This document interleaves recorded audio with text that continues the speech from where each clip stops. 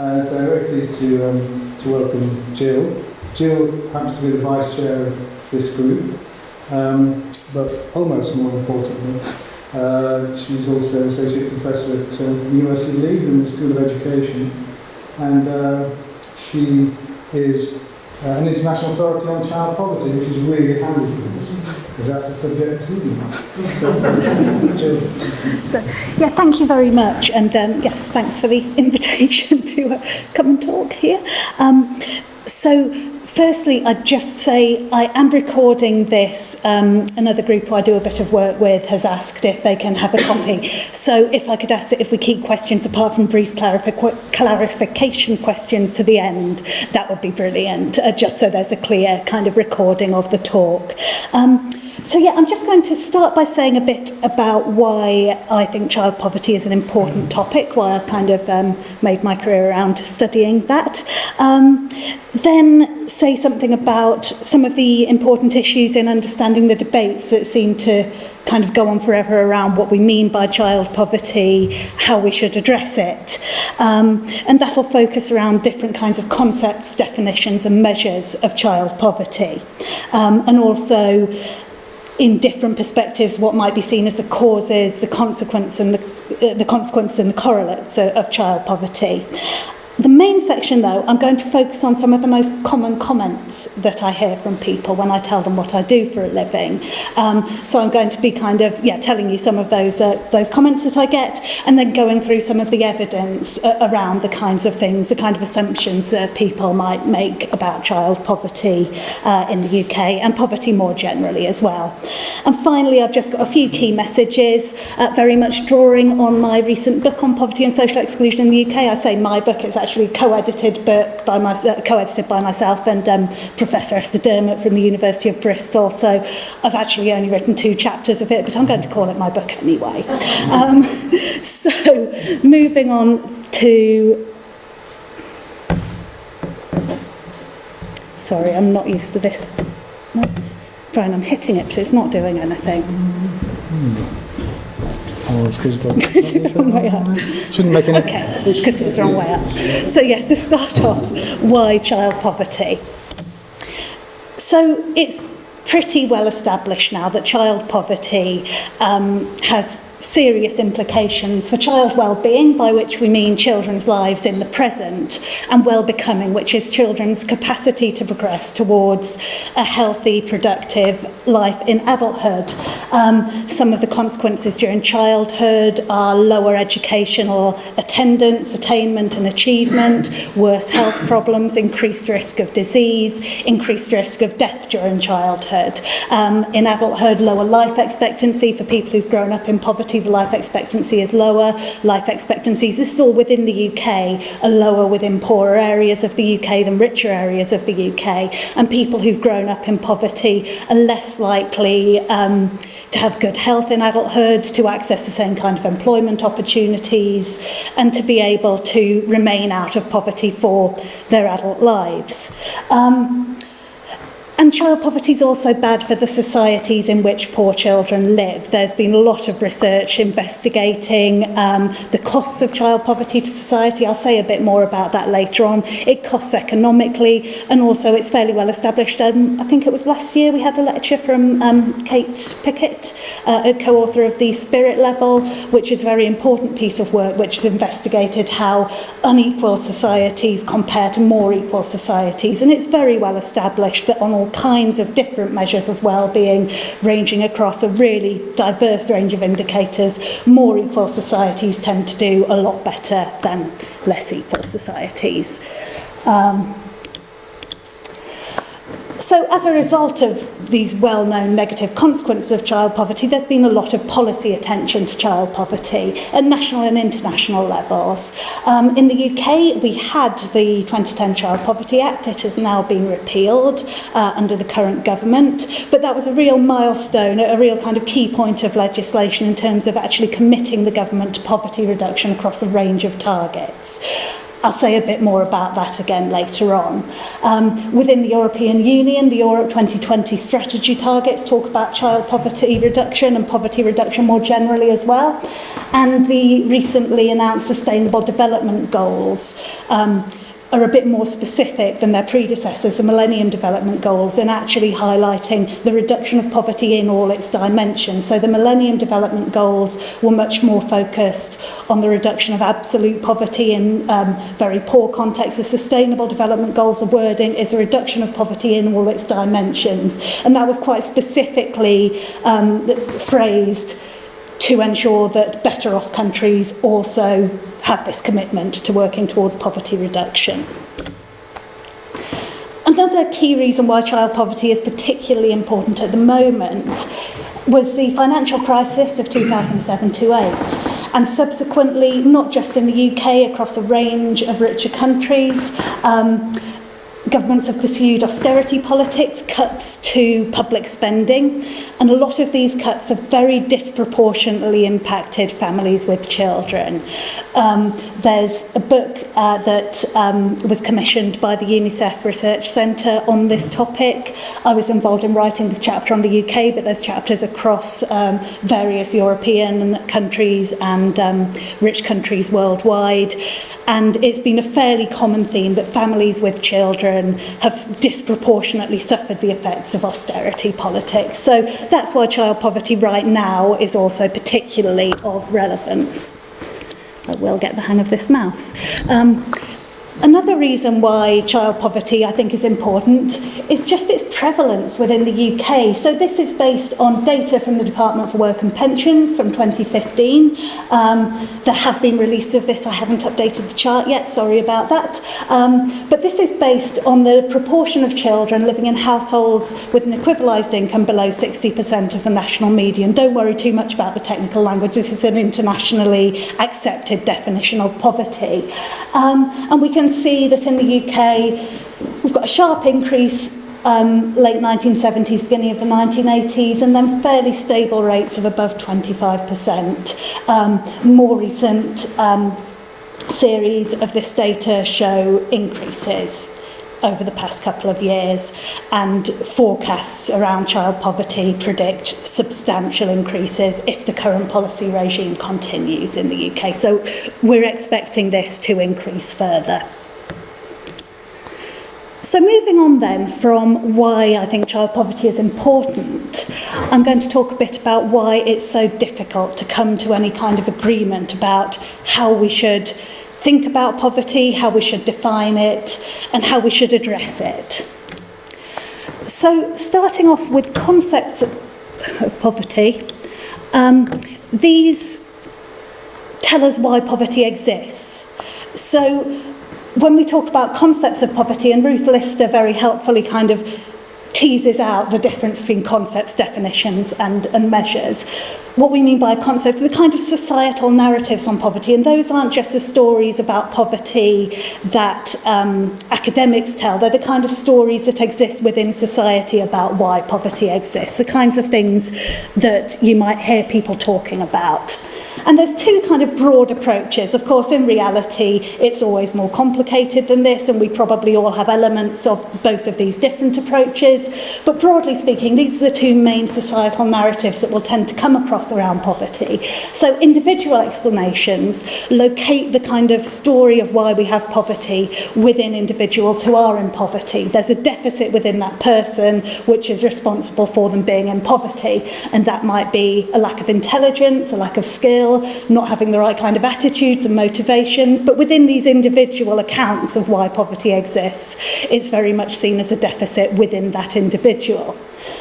In contrast, structural explanations look at how inequities, so not just inequalities but unfair inequalities, are caused by societal structures. And by societal structures we mean things like global, national and local economic frameworks, legal frameworks, historical factors, geographical factors and cultural factors, which create advantage for some groups and disadvantage for other groups, and are kind of very much built into the societies that we're part of. They're not always particularly visible to us, and this links to my last point on structural explanations, which is how these kinds of structural inequalities can be perpetuated without anyone deliberately trying to perpetuate them, because they're so ingrained in society and the ways that we all think and relate to each other. So conscious and non-conscious bias and prejudice can help to perpetuate unfair inequalities and poverty. Another narrative that I'll just briefly mention, because I'm going to come back to it later, is around notions of deservingness and undeservingness. A common topic that we keep coming back to in thinking and talking about poverty is the idea that we can separate out people in poverty into the people who are victims of circumstance, who are deserving of our help. And people who tend to fall into that group would tend to be older people, people with disabilities, and we contrast them with people who we tend to think of as not deserving of help. People who are in poverty because of their own attitudes or behaviours or beliefs, and who are therefore threats, not in the sense of kind of criminal threats, but in the sense of they threaten the societal norms, social structures, the ways that we organise society. And so rather than being deserving of help, they require policing and control in order to make sure that they're not damaging society. And that's quite a common narrative that you come across in thinking, reading media representations of poverty and so on. So moving on from concepts to definitions. And the job of a definition is to tell us how we can tell who is poor. It's not about measuring poverty, it's not about kind of looking at the characteristics that we can measure, but it's about telling us how we know the difference between poverty and not poverty. And definitions derive from concepts. Whatever definition you come up with will be rooted in a particular story about what poverty is and why it exists. Again, there's two kind of broad approaches that you'll come across in defining poverty. Absolute definitions focus on physiological survival, so having the resources that you need to remain alive. Relative definitions are a lot more about social participation. They're about being able to survive in such a way that is acceptable in the society at the time, in the place in which somebody is living. And this feels intuitively like an important distinction. In reality, though, it's very difficult to come up with a truly absolute definition of poverty, because even something like how long we expect to live for is determined by the kind of society that we're a part of. So if absolute poverty is about having the resources that you need to stay alive, well, to stay alive for how long? You can stay alive with not particularly cleaned water for a short amount of time. You probably won't live to 70 or 80. So how actually do we distinguish between what is an absolute kind of definition of poverty and what's a relative definition of poverty? In reality, it's very, very difficult to do. There's also an increasing tendency to think about poverty as multidimensional. So it's not just about a lack of material resources or a lack of income. It's about a broader kind of lack of resources across different areas of our lives. And that's been quite a useful move in terms of not just focusing on income. And it relates to within the main kind of definitions of poverty that academics tend to work within. They all emphasise not just access to resources, but also choice and control. So Peter Townsend's very well used definition of poverty, which has been extremely influential in the UK and internationally, he talks about command over resources. So it's not just about access to resources, it's about being able to choose how, when and where to deploy those resources. And Amartya Sen talks about freedoms or capabilities, and what he means by that is that resources aren't an end, they're a means to an end. They're a means by which we can achieve a life that we have a reason to value, in his phrasing. So both of those, which are the main definitions of poverty we tend to use, aren't just about having a certain level of resources, they're about being able to control and deploy those resources to achieve a life that we want to live. Moving on then to measures, and measures are concerned with actually what's a good indicator of poverty. Now, we can't measure poverty directly. If you think about it, that poverty isn't a thing we can actually get at and measure directly. So what we need to do is come up with indicators of poverty, proxies for poverty, things that tend to go alongside poverty that we can measure, so we get a fair idea of how we can determine whether someone is in poverty or not. And measures derive from our definitions. So the kind of measure that we use will determine what kind of, the kind of definition that we use will determine the kind of measure that we use. An absolute definition will use different kinds of measures to a relative definition. A problem is that measures are often conflated with definitions, and my favourite example of this is actually the UK government's preferred definition of poverty, which is that poverty is defined as living in a household with below 60% of the national median income. That doesn't actually tell us anything about what is different about the state of being in poverty compared to the state of not being in poverty. It just tells us about what somebody's income is, which doesn't tell us about actually what their life looks like. And to illustrate this, I've come up with a series of measures. And does anyone have a guess what is 170 centimetres tall, 67 kilograms in weight, goes on an average of 6 holidays a year, and has seen 14 penguin colonies? A penguin? Brian, our chair. So these are all measures of Brian, but they don't actually tell us anything about fundamental Brianness. They don't tell us what... Yeah, I mean, the 6 holidays a year I was quite shocked at. And he does allege that all of these are accurate measures. But even in combination, we wouldn't be able to say that somebody who meets all of those criteria is definitely Brian. And that's the difference between a measure and a definition. A definition should tell us something characteristic about the issue, while a measure is a proxy for that issue, a way by which we can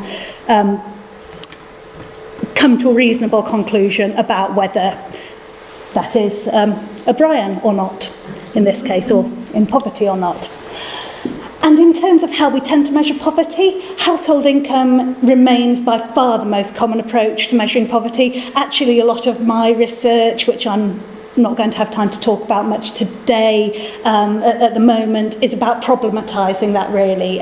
Because household income, as I mentioned on the last slide, definitions of poverty tend to emphasise choice and control rather than just access to resources, and household income doesn't necessarily tell us a huge amount about whether individual members of a household have choice and control over how that income is deployed, but I'm going to leave that there because I'm not going to focus on that too much today. But increasingly we are using other indicators as well. Access to particular resources are seen as necessities, subjective measures of poverty, and a whole range of other indicators.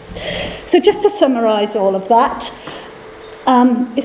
that's not very clear, is it? Sorry about that, I've not picked good colours. But at the top of the kind of triangle with the broad kind of stories that society tells us about poverty are these conceptual level, which the job of that level is to tell us why poverty exists. And very broadly speaking, 2 approaches that are structural, in which we look at how societal structures create and perpetuate inequality and poverty, and individual explanations which look to individual characteristics and behaviours as the cause of poverty. From our concepts, we go down to our definitions, which are about telling us how we can tell who's poor and who isn't poor. And relative definitions of poverty focus on the capacity of people to participate in the society of which they're part, whilst absolute definitions are about basic physiological survival. And finally, measures are concerned with what makes a good indicator of poverty, what we can actually get at and measure so we can understand who's in poverty and who isn't. Just a quick note then on causes, consequences and correlates of poverty. I'm sure everyone's familiar with this kind of phrasing, but in terms of what we mean by those concepts, causes are factors which result in or increase the likelihood of movement into poverty, things that increase somebody's risk of falling into poverty. Consequences are things that result from being in poverty, so the effects of poverty on individuals and on society. And correlates are factors which often occur alongside poverty, and they might or they might not have a causal relationship with poverty. Causality in the social sciences is very difficult to establish for sure, and we've got to be careful about making kind of causal statements, but it is interesting to look at what kind of tends to go along with poverty. A risk with this is that we tend to study poor people a lot, and we tend to study poor people a lot more than we study better off people. So it's easy to jump to the conclusion that certain things are correlates of poverty when in fact we only think they are because poor people are much more under the microscope than people who are lucky enough to be better off. Because we can't measure poverty directly, as I mentioned before, the conceptual base and the definition that we use are part of what inform what we see as causes, consequences and correlates, and how we differentiate between whether something is a cause, a consequence or a correlate. So, for example, within an individual concept of poverty, we would view personal characteristics as the cause of poverty. And in contrast, within a structural concept of poverty, we would view social and political structures as the causes of poverty. An absolute definition of poverty would really ultimately have death as the consequence of poverty. If it's about physiological survival, if you don't have the resources you need for physiological survival, you're going to die. Whereas a relative definition of poverty is a lot more focused on social exclusion, exclusion from customary kind of practices, behaviours and resources within society. But including academics, but also policy documents, media representations of poverty, we're very bad at actually stating what our conceptual basis is. So we need to be quite critical when we're reading about poverty and how we interpret the kind of claims that are made, how people describe causes, consequences and correlates of poverty. And terminology can be quite useful here. We can kind of unpack how people talk about poverty to get some understanding of what kind of conceptual basis they're coming from. So the last one of these is actually a direct quotation from the 2015 consultation on the measures of child poverty included in the Child Poverty Act. But the first two, they do reflect kind of approaches that have been taken by recent governments, but they're not direct quotations. So firstly, we plan to address child poverty by increasing the opportunities available for parents to access paid work through creating more jobs and providing subsidised childcare. And that's, broadly speaking, drawing on a structural approach to poverty. It's positioning the problem as a result of insufficient access to jobs, insufficiently funded childcare. So they're both kind of social structures. And I think an important message from that is that a structural approach to poverty doesn't necessitate a kind of revolutionary approach. It doesn't mean overthrowing the entire social order as it stands. We can have structural interventions without kind of going down an extremist kind of approach. That's very much the kind of policies that have been pursued by recent, well, not so recent now, previous governments with some level of success. So the next quote here, not a quote, sorry, the next phrase, we plan to address child poverty by providing parenting classes in the poorest neighbourhoods and by making the payment of benefits contingent on parents attending these. And this is very much drawing on an individual approach to poverty. It's assuming that one of the problems of poverty is that parents in poorer areas do things differently to other parents, and it's assuming that they need to be motivated through the threat of removal of income to improve their behaviours. So both are phrased as positive things, both are trying to reduce poverty, but through taking a very different approach, and you can kind of unpick the language to get at that. In terms of the final one here, we plan to use a range of measures and indicators of root causes of poverty, including family breakdown, debt and addiction. Again, that's pretty well situated with an individual approach to poverty. It's talking about the kind of behaviours and actions of people who we determine to be in poverty and saying that they are the root causes of poverty. Okay, so now I'm going to move on to Poverty Bingo, or a selection of the 8 most common things people say in the pub when they find out what I do for a living. Thank you. So, I'm all for helping people who want to help themselves, but I don't want to see my tax money go to people who just can't be bothered to work. Thank you very much, Chris. And if we can have poverty myth number 2. We should be giving parents training in parenting and work skills so they can get a job and provide a better example for their children. So these are things that I hear quite a lot when I tell people what I do for a living. Let's unpack them a bit. So both of these reflect very much individual concepts of poverty. The first invokes ideas of deservingness. We've got a group of people who are deserving, people who want to help themselves, but our big problem is that we can't distinguish them from those undeserving people who just want to take our tax money. So it invokes that idea of deservingness versus undeservingness. The second one here invokes another quite common narrative that we hear around poverty, that it's about a poverty of aspiration. It's about parents not teaching their children to have the right kinds of aspirations, not having adequate levels of aspiration for their children, and that's the problem rather than lack of resources. And the second one here also invokes another kind of common concept that we come across in poverty, which is the idea of cultures of poverty, that poverty is somehow transmitted through generations of families, passed on from parent to child through generations.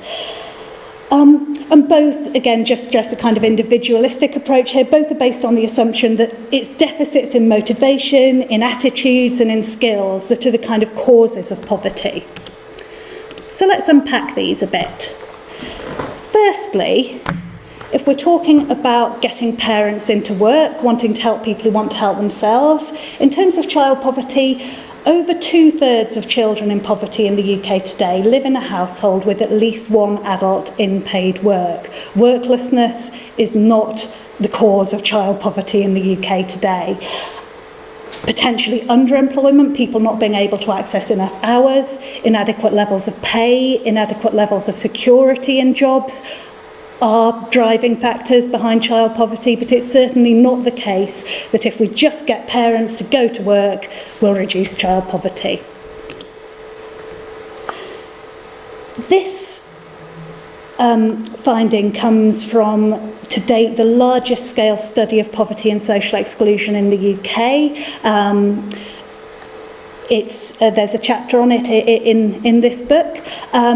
And we asked a lot of questions about the kind of parenting behaviours people across the income distribution engage in, a whole range of things, helping kids out with homework, watching TV together as a family, eating together as a family, attending school parents' evenings. And there were very, very minimal differences, very few significant differences between the behaviours of parents in poverty and not in poverty. Where we did find differences, they were often likely ascribable to differences in the level of resources. So we did find that parents in poverty would potentially be more likely to report watching television with their children more, rather than, for example, taking them out to museums, art galleries and so on. Television is a fairly cheap form of entertainment. There's not an entry fee. You don't have to pay for public transport, access to a car.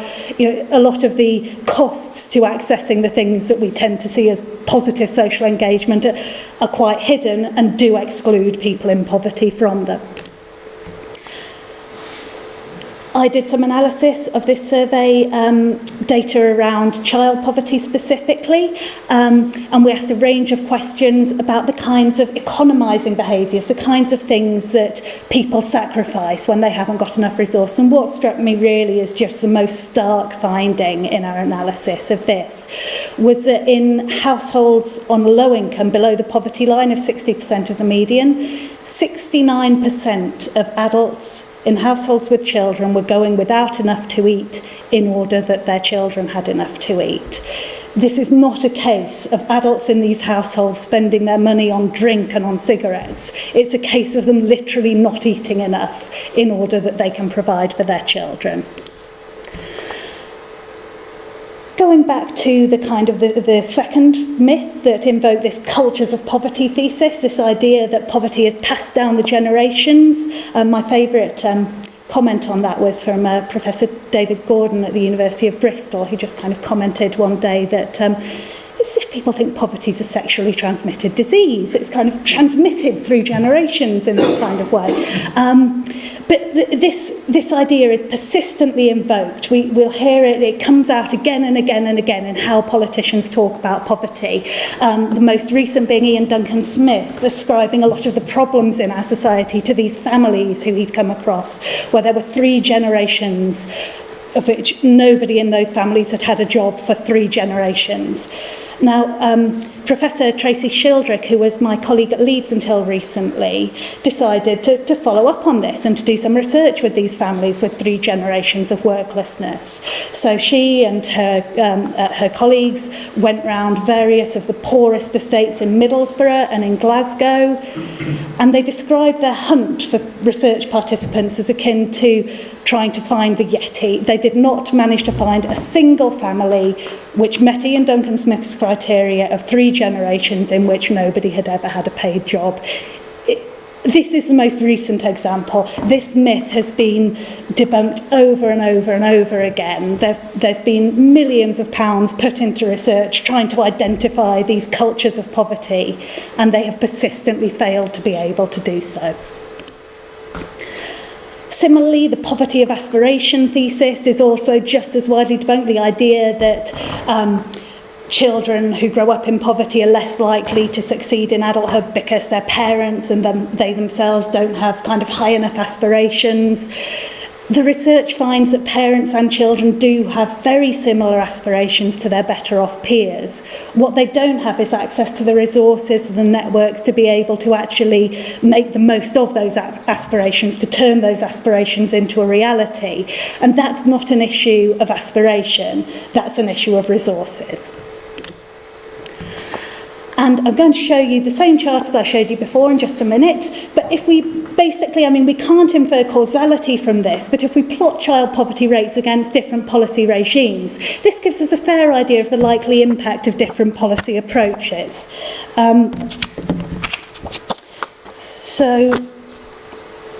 Firstly, just to say that the aims of both individual and structural approaches to poverty is poverty reduction. Nobody's arguing that poverty is a good thing.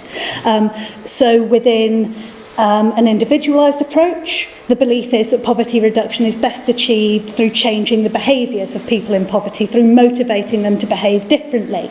And within a structural approach, it's believed that change is best achieved through changing the distribution of resources within society, which doesn't have to mean that we're aiming for full equality, but changing how resources are distributed so people who are below the poverty line have access to more resources.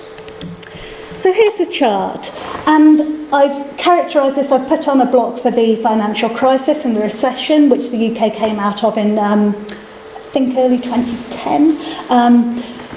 But we've got 1979 to 1997, which was characterised by a broadly individualised policy approach. So we saw more focus on reducing social security entitlements, more conditionality, which means that people were expected to fulfil a lot more behavioural kind of conditions in order to access social security payments. And we can see poverty increasing as that approach became more prevalent.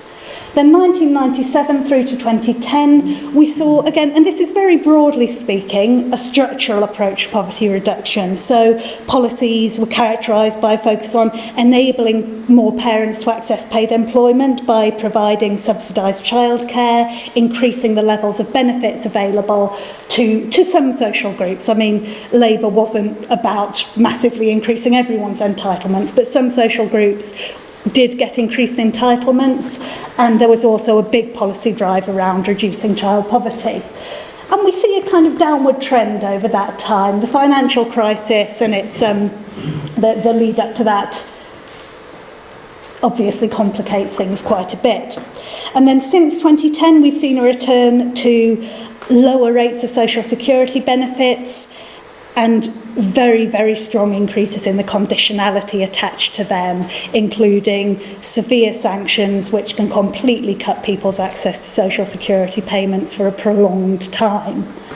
As I mentioned before, this doesn't go up to quite current times, but we have seen an uptick in child poverty rates, and that is predicted to continue.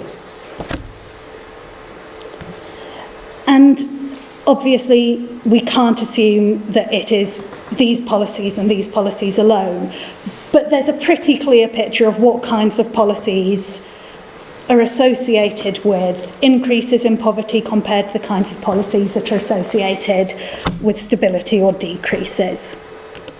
So, in terms of what these mean, and this is where I'm going to be a bit more kind of interpretative of the data. So, of course, individual cases do exist of people cheating the system or trying to be free riders. Nobody is claiming that there's nobody trying to take advantage of the system. But even if that was really widespread, if we're talking about child poverty, are we really going to hold children accountable for what their parents are doing? Because if we cut social security payments to working age adults, we are cutting the incomes available to families with children. There's no way we can do one without doing the other. It's quite biblical to punish children for the sins of their parents, but I don't think it fits in with a kind of humanist philosophy of how we should approach child poverty.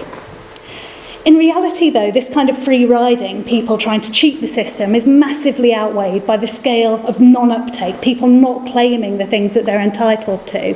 And that includes free school meals for children. It's massively underutilised. People who are entitled to it don't take it up to a very large scale. And a major cause of that is the stigma associated with claiming benefits. It's very, very much socially stigmatised, and that stigma is very evident. This comes from some research from an absolutely fantastic master's student, actually, who I was lucky enough to work with. And we did some work with children in one of the poorest schools in Leeds, talking about their experiences of food insecurity. Now, we didn't even name that as an issue. We just went in and we said we wanted to talk to them about how they felt and thought about food. And we found that children as young as 8 were very much aware of their relative social status, and they were very much aware of the stigma attached to anyone finding out that their parents used the school food bank, that they took up the offer of free biscuits when they got into school because they hadn't been able to have any breakfast that morning. Children as young as 8 could identify other kids who were making use of that. We tend to assume that children are fairly protected, they're in this state of innocence. If we actually talk to children, they're really not. They're very much aware of what's going on, and they're very much involved in these societal narratives around poverty. And that's hugely damaging to children and adults in terms of mental and physical health and social cohesion. Okay, so moving on to myths number 3 and 4. Yeah, but there's no real poverty in this country. Let me tell you about this time I was in Africa and saw some people who really were poor. Thank you. And so you think children in this country are poor because they don't have brand name trainers, when there are children starving in India? So again, let's unpack these a bit. So both of these things reflect absolute definitions of poverty. They're saying that real poverty is when you can't eat, is when you can't survive, basically.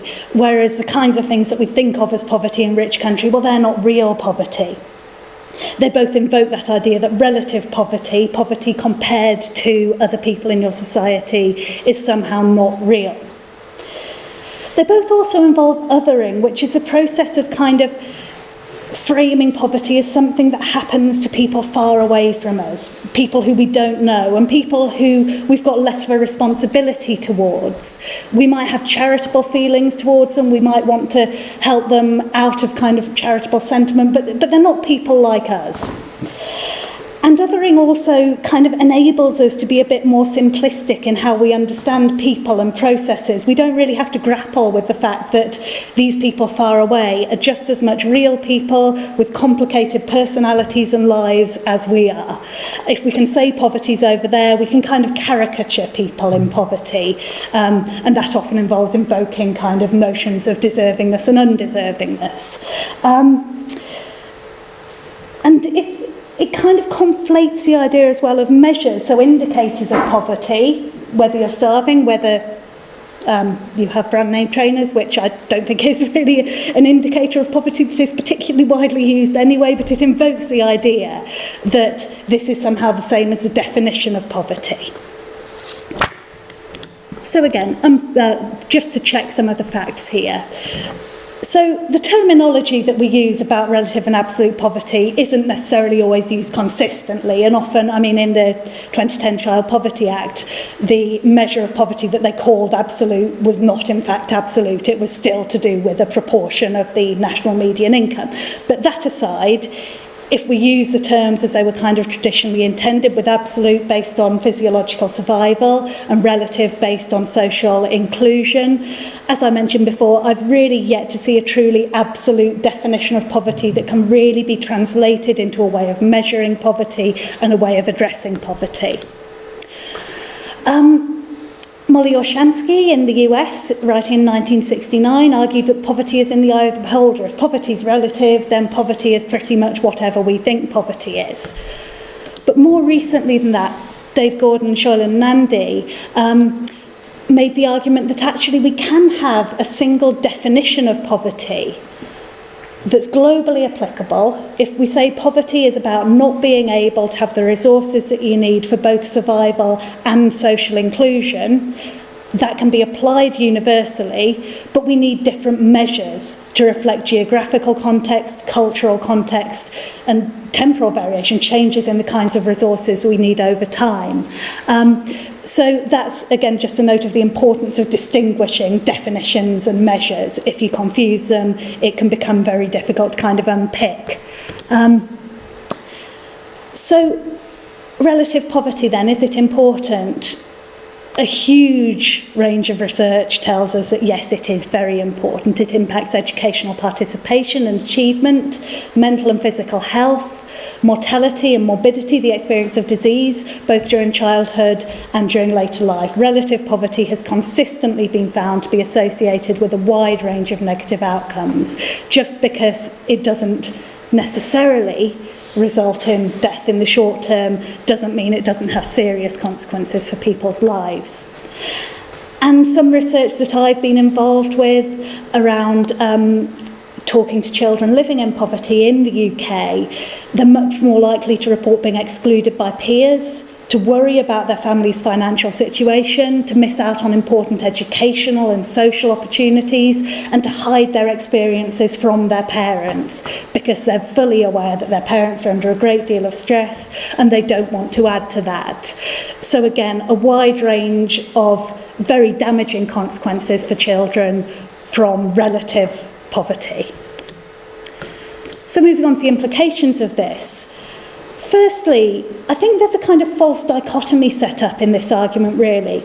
The fact that we acknowledge the existence of poverty in rich countries doesn't mean that we don't agree that poverty might be a lot more prevalent and a lot more severe in poorer countries. Acknowledging one is not incompatible with acknowledging the other. We don't need to set it up as if you're in favour of one, you're against the other. Insisting on an absolute definition of poverty doesn't really find much support in the kind of social scientific research, and it definitely does condemn children and adults to suffering and social exclusion. There's a wealth of research that confirms that. Portraying relative poverty as not as real as absolute poverty, if we could even have a benchmark of that, actually increases the kind of shame and stigma associated with being in poverty. It tells people who are in relative poverty that their experiences aren't real, that they should be grateful for what they've got, as I've kind of heard people say sometimes, rather than acknowledging the genuine suffering caused by relative poverty. And also, just behaviourally, what people do doesn't map, however intuitive it is to think that we prioritise these kind of basic needs over other kinds of needs. Maslow's hierarchy of needs is kind of commonly invoked, that we will all prioritise our physiological needs over other needs.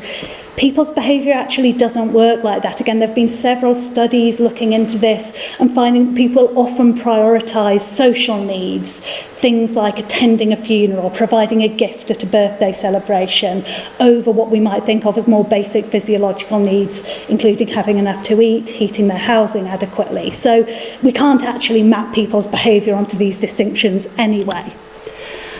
And finally, assumptions about what kinds of needs are real and which aren't can be very dangerous and can risk creating and perpetuating social exclusion.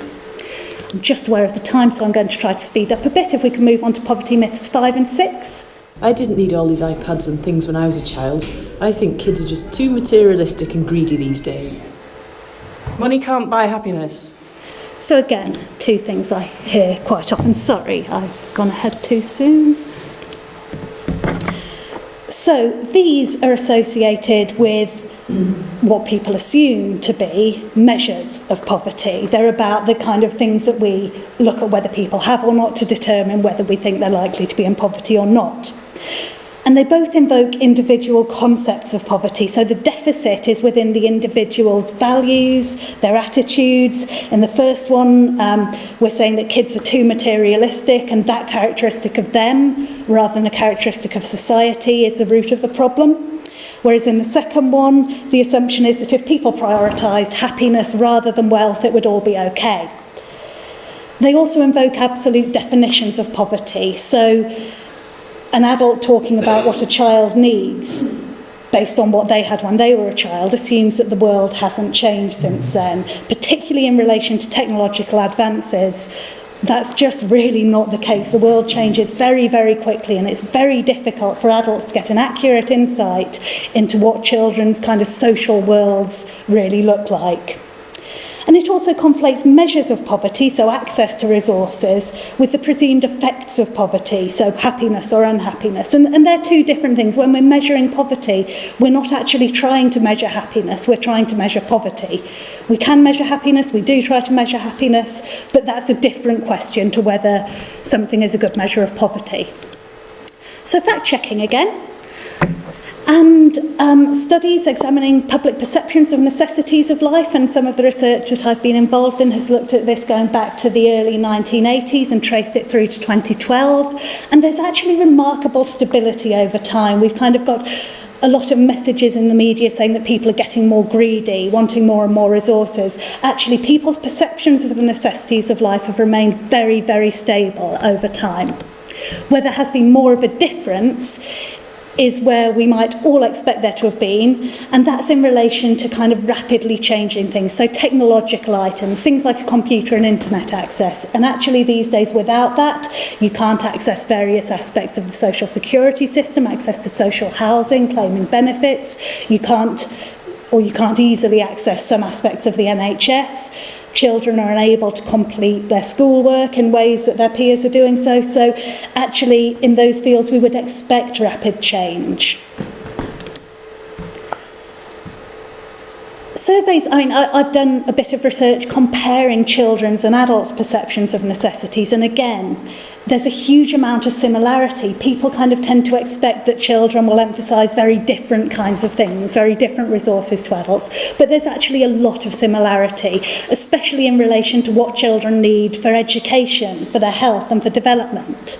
But where there's more of a difference is that children tend to emphasise the importance on the resources that they need for social inclusion with their peer group, the resources that they need for forming and maintaining strong relationships, both with family and with peers, and developing an age-appropriate level of autonomy. It's not that children want kind of to control the family budget, but as they get older, they do increasingly want more control over some resources.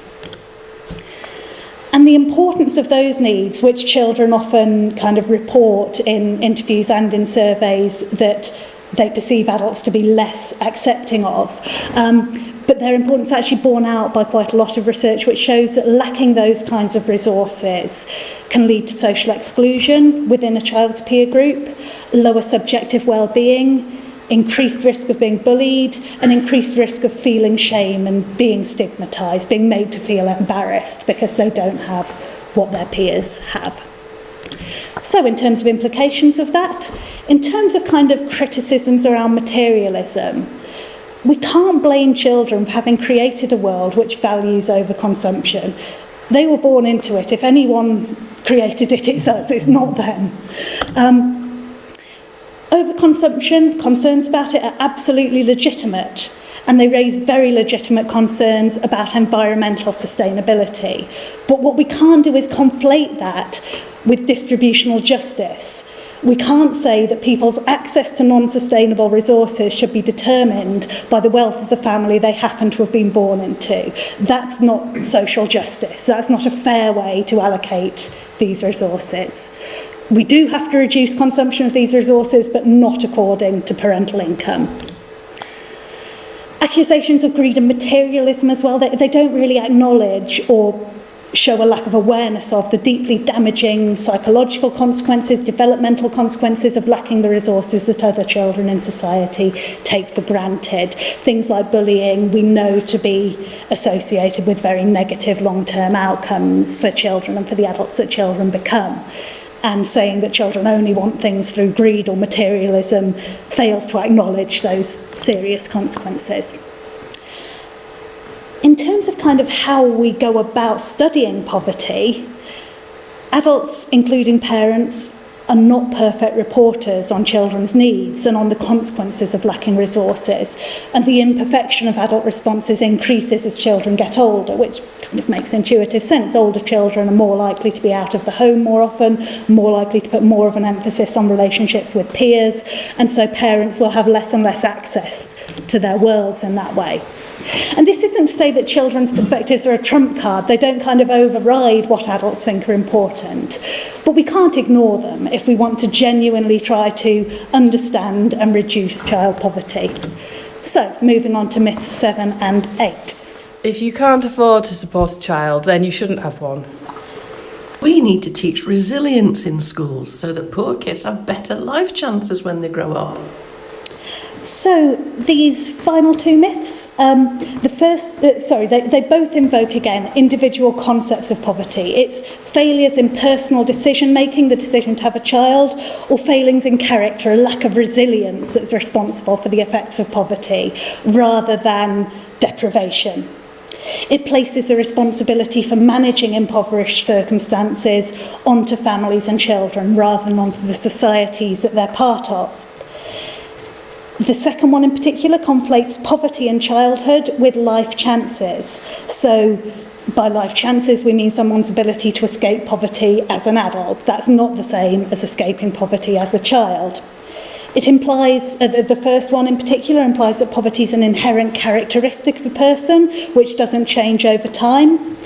And it assumes that there is no bad luck, no changes in circumstances, or that people should have perfect foresight about how their circumstances might change and should be able to predict whether they're going to enter poverty or not later on. So, some fact-checking for these. In relation to whether people who can't support a child should have one, we know that certain social groups, based on factors like ethnicity, gender, disability, sexuality, geographical location, socioeconomic status of the family that we grew up in, some groups are at higher risk of poverty than others. And just in terms of basic human rights, it's not acceptable to limit reproductive rights based on these kinds of characteristics. We can't say that people in these groups shouldn't have children because they're more likely to experience poverty. Additionally, certain points across the life course are associated with higher risk of poverty. We do know that previous experience of poverty is predictive of future experiences of poverty, but poverty is dynamic. It's not a constant state that someone is in or not in. People actually, on the whole, move out of poverty fairly quickly on falling into poverty. There's very few people who remain in poverty over a long term. Changes in circumstances affect vulnerability to poverty across the life course, so things like bereavement, illness, disability, job loss, relationship breakdown. There's all kinds of things which can not be foreseen realistically by anyone, but which increases the chance of a fall into poverty. Thinking about kind of comments about education, we often hear that education's the best route out of poverty, but it's not a panacea. Education teachers can't be expected to entirely mitigate children's impoverished circumstances. It's not their job to do that. It's their job to teach a curriculum. And especially with slashes to the education budget, teachers are more and more stressed and have less and less resources with which to mitigate poverty, despite in a lot of schools making very serious efforts to do so. Additionally, children from poor families don't actually get the same benefits from education, even if they get the same qualifications from the same kinds of institutions as children from better off families. So someone who grew up in a poor family, who got a degree from Oxford, will still have a lower salary than somebody from a better off family who got the same degree from the same institution. Education doesn't address it either during childhood or later in life. And in terms of resilience, getting practitioners to kind of focus on resilience has been found in some research to actually result in them blaming people for not having an adequate level of resilience. So kind of not working with people, giving up on people who are deemed to be not adequately resilient, rather than thinking about building resilience. I'm sure a lot of practitioners do the latter. I'm not claiming that that doesn't happen, but that research has found that there's a link between kind of using a resilience-based approach and actually individualising responsibility. In terms of the implications of these two, so, yeah, failure to acknowledge that poverty is dynamic, that it's a changing situation that we're all vulnerable to across the life course, actually can stop us from recognising common vulnerabilities, things that we all might suffer from: illness, relationship breakdown, death of a spouse. And that limits our compassion with people who find themselves in poverty, because we're othering them. We're saying that there's something different about them compared to us that's resulted in that. But the common vulnerabilities that there are, though, they're not actually equitably distributed. People who have experience of poverty are more likely to experience these events, and the events have a more serious effect on on people who have had previous experiences of poverty. So although they're common vulnerabilities, they also disproportionately impact people who have had experience of poverty. Education is really very important. I work in a school of education at a university. I very much value education. But education on its own will do literally nothing to lift a child out of poverty during childhood. There's also limited evidence that it's going to do the same for a child from a poor background, as a child from a better off background, but education doesn't address child poverty. It's argued to address social mobility, but that's a different issue, and it's not entirely successful in doing that either. In terms of resilience, the concern of resilience is with how somebody responds to adversity. It's not to do with what causes adversity. And I think we should be focusing a lot more on what causes adversity. The responsibility, if we are using a kind of resilience framework, is placed on the individual. They should cope better with their situation. It doesn't acknowledge that unfair situations affect people and come with a cost, both to people labelled as resilient because they're strong efforts, the cost of the efforts that they go to deal with these adverse circumstances are very high and not necessarily very visible. And it doesn't acknowledge that it's legitimate that some people simply can't cope in socially acceptable ways and aren't worthy of scorn as a result of that.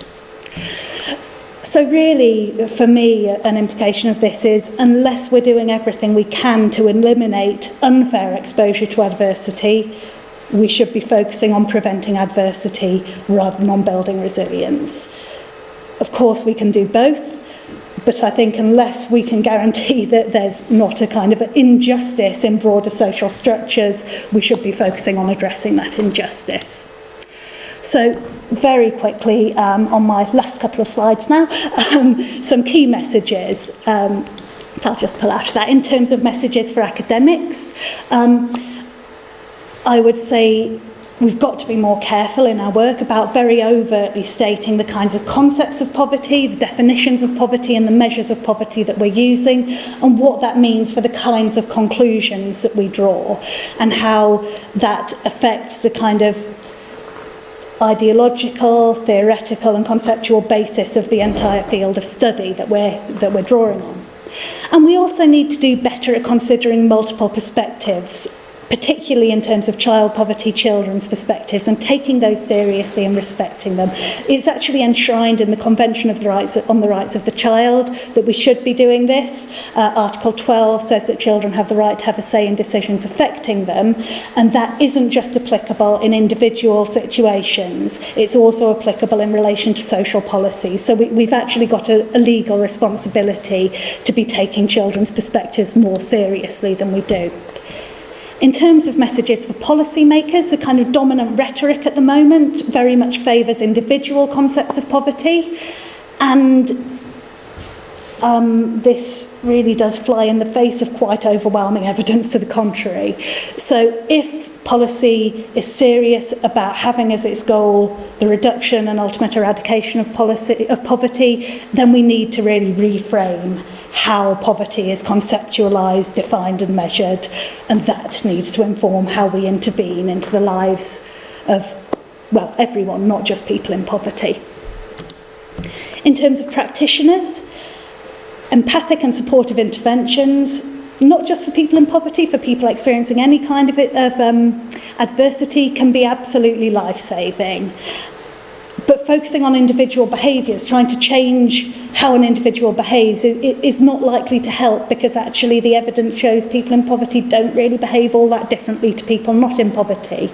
Instead, a focus on advocacy work, ensuring that people can access their entitlements under social security systems, campaigning to increase those entitlements and challenging stigmatising attitudes around that is much more likely to be effective in terms of helping people experiencing poverty. In terms of the media, responsible reporting should focus on structural causes of poverty. Overwhelmingly, it's focused on individual causes of poverty. There's been an increase in the past 5-10 years of what's become known as poverty porn, things like Benefit Street, television programmes which put the lives of people in poverty on display for other people to observe, comment on and judge. And it's divisive, it's misleading, and it's unethical. In terms of Benefit Street, the people who were actually participants in that weren't actually told what they were participating in. They were given inaccurate information about that. They were represented in ways that they later said didn't reflect what their lives were actually like. It's a horrible, horrible industry. But media can play an important role in challenging policy rhetoric. And I think one thing that media sources could do is aim to kind of encourage a virtuous cycle. So providing credible evidence, which might influence public opinion, it might influence wider media reporting, and ultimately it might help to influence policy in a more helpful direction. And finally, messages for the public. So I think a key message really for me is to take a critical view of policy rhetoric and media messages. Don't take things that the Daily Mail says to you on face value. Try to see what kind of concepts of poverty they're drawing on, what other agendas there might be there, and try to unpack it. I think it's important as well for people to acknowledge personal privilege and personal vulnerability. None of us are immune from poverty. Some of us are much more likely to fall into poverty than others, based on characteristics that are outside of our control, and we should have an awareness of that. And that will help to avoid an othering, to think in them and us kinds of terms, to think that there's something fundamentally different about people with experience of poverty compared to us. And finally, I think just basically be kind, challenge prejudice, avoid stigmatising and shaming sentiment in how we think, talk and act around poverty. So my final thoughts. In my view, the evidence is pretty conclusive and it supports a structural approach to poverty. I think that because circumstances of our birth strongly determine our vulnerability to poverty. Life events beyond our individual control also determine our vulnerability to poverty. There's limited evidence of differences in behaviour between people in poverty compared to people not in poverty. And it's questionable how far people can control their responses to adversity. We can't expect everybody to kind of respond in ways that we determine to be resilient. It's not necessarily helpful if they do either, because if people behave in kind of socially acceptable ways, there's nothing challenging the status quo. And I think that evidence is actually a lot more clear for child poverty. As I said before, unless we're taking a very biblical approach, we can't reasonably blame children for what we might perceive to be the sins of their parents. As I suspect will be clear, I don't view parents as behaving in sinful ways either, but even if we take the view that working age people are responsible for their own situation, we can't then pass that on to their children. Children don't choose the circumstances they're born into. And there's a real double standard then in problematising unearned poverty, but not problematising unearned wealth. We can't kind of have all of these voyeuristic kind of approaches to the lives of the poor if we don't blame children for their circumstances without similarly scrutinising the lives of people who are better off. And my final message would really be that the moral case for ending child poverty can't be overlooked. There's a lot of research, I mentioned at the beginning, looking into the economic costs of child poverty for societies. And the economic costs are high. But even if child poverty was profitable, it wouldn't be okay. In the world's 6th largest economy, the fact that parents are going hungry in order to provide for their children, the fact that a lot of families with children are using food banks, even if the economy was booming and doing well out of these people, morally, it's not okay that that's happening. And really, in a humanistic kind of setting that we're in tonight, this is the only life we've got. So let's make sure everyone has the chance to enjoy it. Let's not condemn children to lives that they don't have reason to value.